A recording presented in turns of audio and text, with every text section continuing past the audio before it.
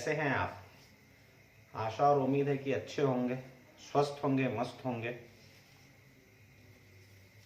गर्मियों का सीज़न आने वाला है, फरवरी चल रही है, थोड़ी बहुत ठंडी बढ़ी हुई है। काफ़ी दिनों के बाद वीडियो डाल रहा हूँ।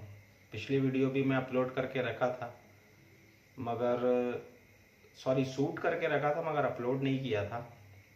कुछ निजी कारणों से वीडियो नहीं बना पा रहा हूँ। अब वीडियो कंटिन्यू आएगा। चलिए सीधे कहानी की तरफ चलते हैं। आज की कहानी क्या है, वास्तविकता क्या है, जो मैं कहानी बताऊंगा उसकी सच्चाई क्या है। ये रियल कहानी है दोस्तों, और ये बात सच्ची घटना पे है जो मैं आपको बता रहा हूँ। चलिए।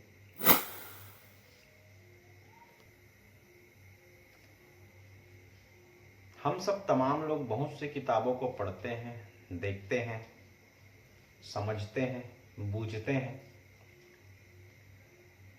ऐसी एक किताब के बारे में आज की एक कहानी है दोस्तों, जिसके बारे में मैं आपको बताने जा रहा हूँ।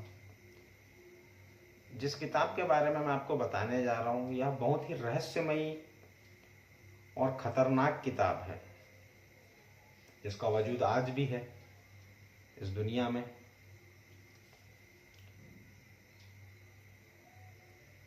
यह किताब इतनी अनसुलझी है जिसे तकरीबन 700 सालों से किसी ने इसे सुलझा नहीं पाया है।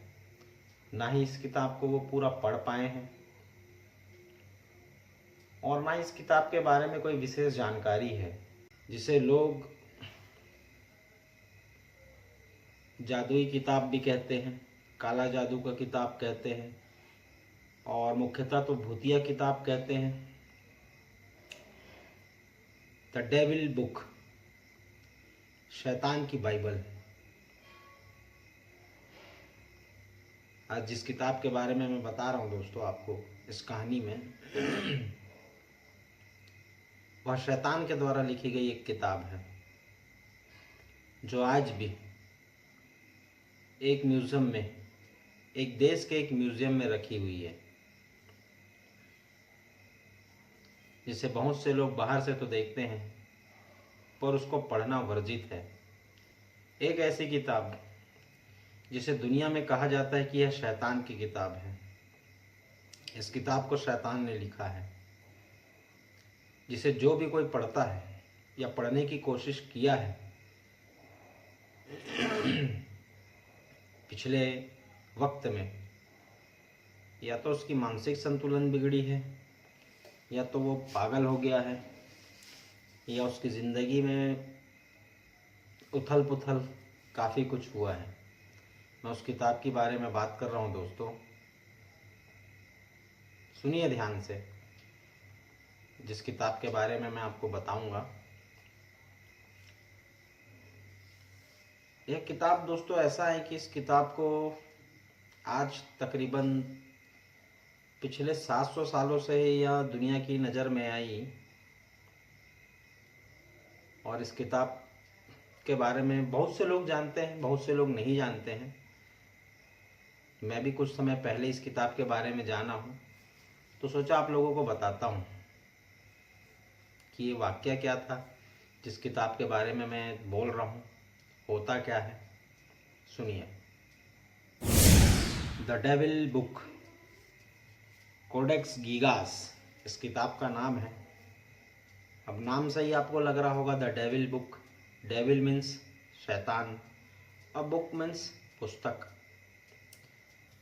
इस किताब को लिखने के पीछे की जो बात है या जो कहानी है, इतनी दिलचस्प है दोस्तों कि जिसे आप सुनेंगे तो सकते में आ जाएंगे कि ये किताब कैसे लिखी गई, क्यों लिखी गई, क्या मकसद था। आगे बताऊंगा मैं आपको। इस किताब को एक रात में, एक समय पे, एक हैंड राइटिंग से, एक स्याही से किसी एक इंसान ने लिखा है। ऐसा मैं नहीं कहता, ऐसा इस किताब के बारे में जानकारी है। जितने भी लोग जो एक्सपर्ट हैं, ऐसे ही पुरातत्व विभाग वाले लोग जो पुरानी चीज़ों का मुआयना करते हैं, रिसर्च करते हैं, उनका मानना है और ज़्यादातर तो मानते भी नहीं हैं कि कोई कोई एक इंसान हो उसके बस की बात नहीं है कि ये किताब एक एक हाथ से, एक हैंड राइटिंग में, एक स्याही से पूरी एक रात में लिखी गई हो।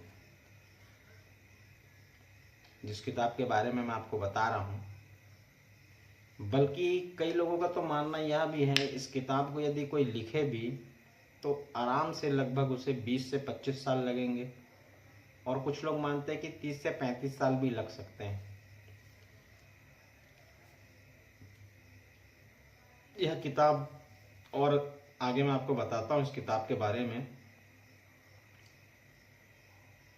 इस किताब में टोटल 310 पन्ने हैं और यह 85 किलो वजनी किताब है दोस्तों।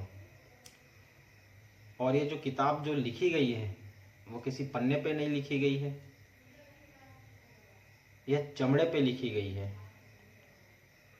और एक्सपर्ट बताते हैं, जानकार बताते हैं कि यह इस किताब को बनाने के लिए गधे के चमड़े का इस्तेमाल किया गया है। 310 पन्ने की ये किताब है जो 85 किलो वजनी, इसे एक व्यक्ति कोई उठा नहीं सकता, इसे उठाने को 2 व्यक्ति चाहिए। और ये किताब आज भी चेक गणराज्य, जैसे कि आप नाम से वाकिफ होंगे, चेक गणराज्य एक देश का नाम है। आज वर्तमान में उस देश को हम चेकोस्लोवाकिया, थोड़ा नाम बड़ा है चेकोस्लोवाकिया इसके नाम से जानते हैं। वहाँ पे एक म्यूज़ियम है, वहाँ पर इस किताब को आज भी रखा गया है। इसे पढ़ने की अनुमति किसी को नहीं दी जाती, बहुत ही सिक्योरिटी में रखा गया है।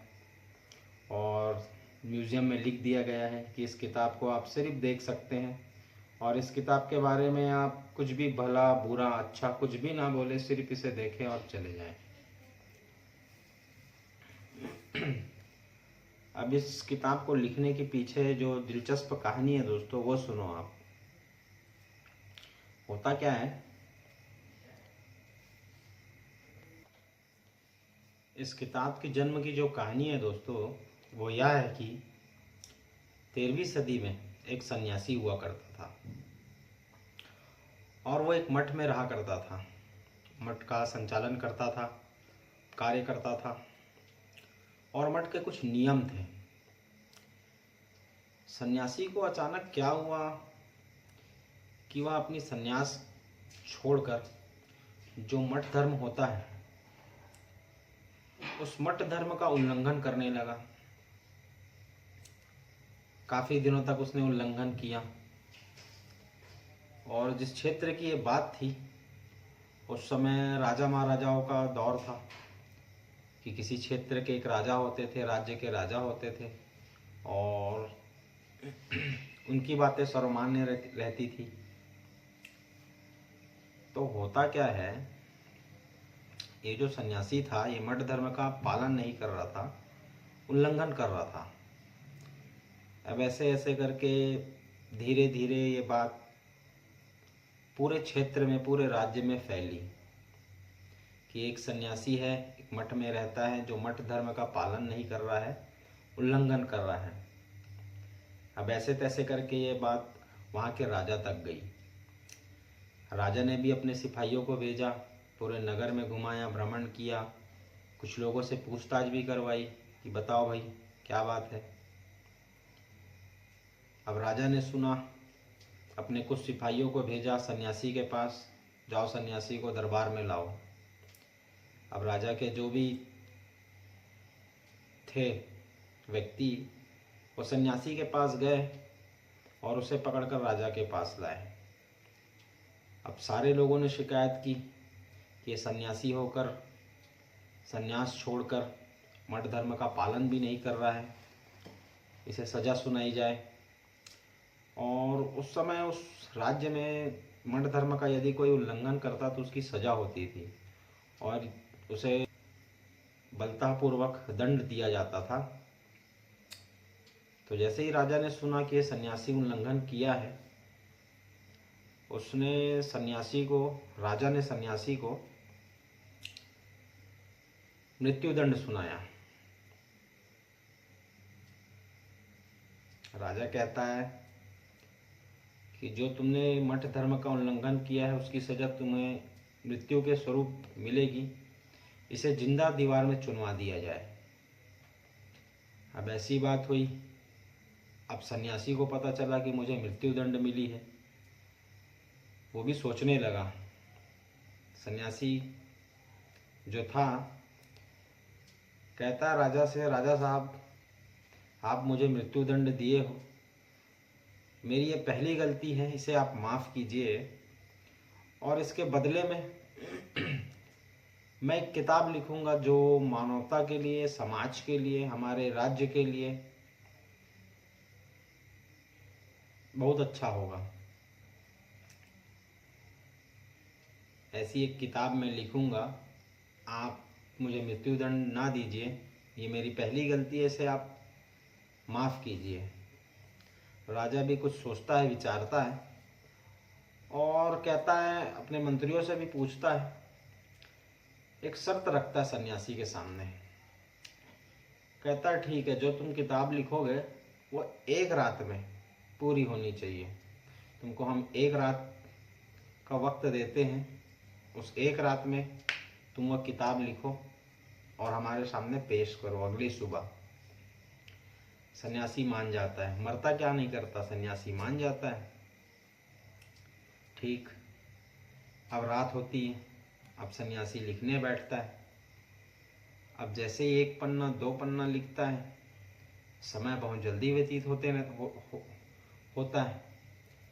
अब सन्यासी को डर सताने लगता है कि ये तो एक पन्ना, दो पन्ना ही लिख पाया हूँ मैं, और सुबह होते तक इसको राजा के सामने पेश करना इन किताब को, और नहीं कर पाया तो मृत्युदंड है। सन्यासी जैसे ही 2-3 घंटे होते हैं, डर से सोचने लगता है कि मैं क्या करूं जिससे मेरे को सजा भी ना मिले और मेरा भी काम बने। अब सन्यासी के दिमाग में उलझन पैदा होती है। तो सन्यासी तो था, पढ़ा लिखा जानकार था, मगर क्या करता, राजा का आदेश था। सन्यासी रात में एक विशेष पूजा करता है।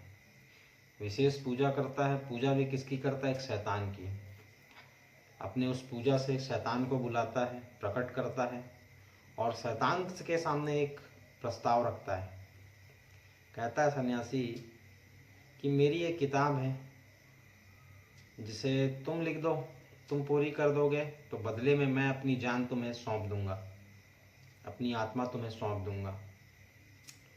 अब शैतान मान जाता है उसकी शर्त सन्यासी की।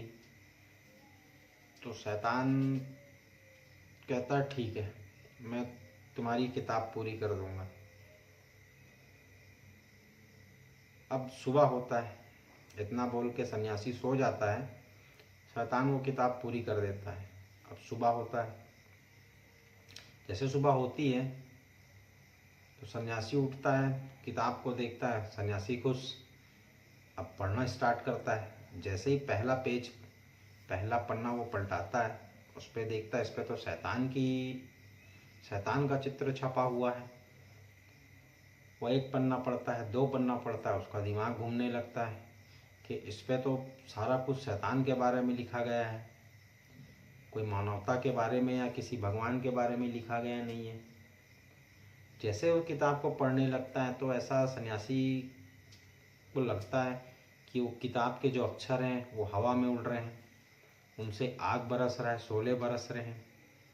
जैसे वो थोड़ा सा और पढ़ता है वैसे उसका दिमाग कंफ्यूज हो जाता है, उड़ जाता है, और उसी समय उसकी मृत्यु भी हो जाती है।